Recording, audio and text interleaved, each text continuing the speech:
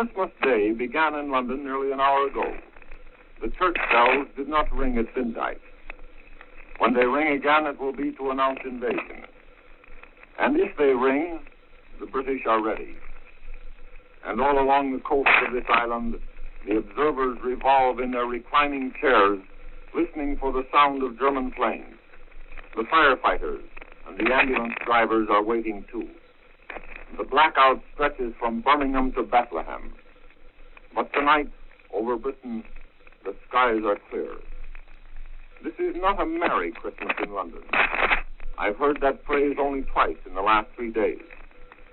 This afternoon, as the stores were closing, as shoppers and office workers were hurrying home, one heard such phrases as, "So long, Mamie," and "Good luck, Jack," but never a Merry Christmas.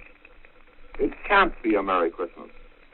For those people who spend tonight and tomorrow by their firesides in their own homes realize that they have bought this Christmas with their nerve, their bodies, and their old buildings.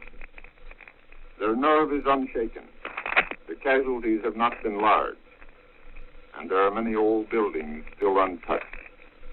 Tonight, there are a few Christmas parties in London, a few expensive dinners at famous hotels. But there are no fancy paper hats and no firecrackers. I should like to add my small voice to give my own Christmas greetings to friends and colleagues at home. Merry Christmas, so long, and good luck.